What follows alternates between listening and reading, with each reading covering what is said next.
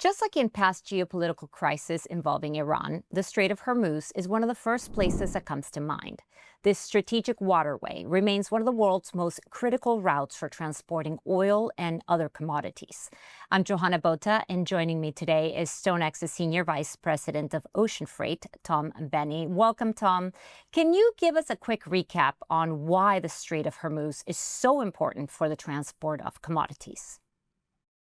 Well, the Strait of Hormuz is around 30 miles across, and it borders Oman with Iran, and it's the entrance to the Persian Gulf, which includes Saudi Arabia, Iraq, Iran, and obviously, therefore, is a very major um, producer of oil, crude oil, which then gets shipped around the world.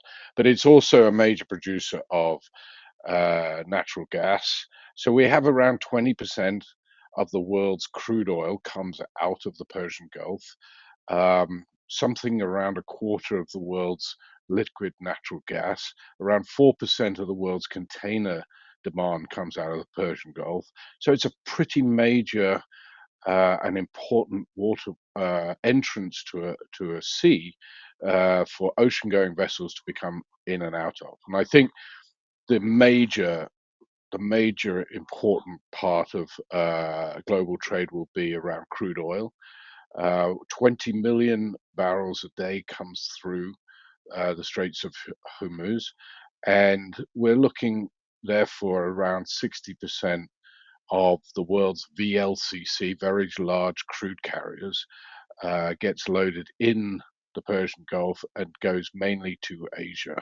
So what we've seen in the last week, 10 days, is that VLCC rates to charter those vessels for a day have more than doubled, from around $25,000 a day up to around $61,000 a day. So very volatile.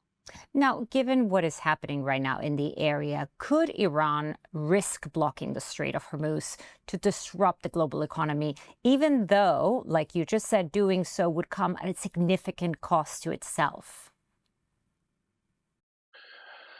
I can't tell what the political leaders of Iran are going to do, but what I would say it's always been a threat, and it regularly threatens that. The U.S. did a study um, that they felt that Iran could blockade the Straits of Hormuz, but it wouldn't be for a lengthy period of time before Allied forces would be able to regain control. But even 1 month's delay um, by a blockade or some sort of military action in the Straits of Hormuz would cause absolute chaos in the world's crude oil supply. You could expect, for example, a barrel of oil to go well above $100 a barrel if we saw that kind of blockade. Will they do it?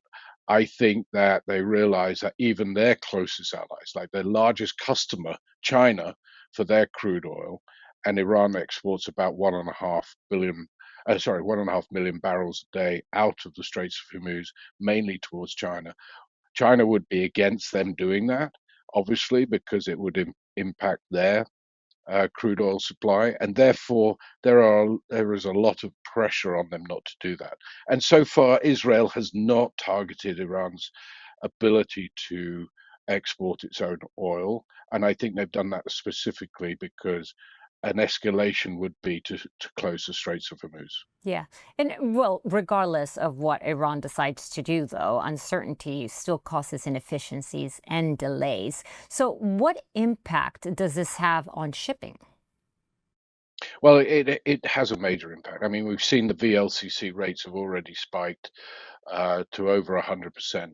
I think when you think about the Straits of Hormuz, you've also got to think about the Red Sea because we have, escalation of conflict in the Straits of Hormuz, but you've also got to think about the Houthi rebels in the Red Sea causing a lot of disruption for vessels going through the Red Sea and via the Suez Canal into the Mediterranean. So right now, ships are very, very wary to go into the region if you can avoid it by going via the Cape of Good Hope and southern tip of Africa, you'll do it. But what that does is it increases ton miles considerably. And increases congestion, it increases transshipment. So, in general, it increases freight rates. And it is producing a lot of congestion and all sorts of inefficiencies in the supply chain. So rates are going up across the board, whether it's containers, gas carriers, um, crude oil tankers, and that whole region is causing now rates to spike because of the insecurity of the Red Sea and the Persian Gulf. Thank you, Tom. And thank you for watching. For more financial content like this, don't forget to like and subscribe to our channel.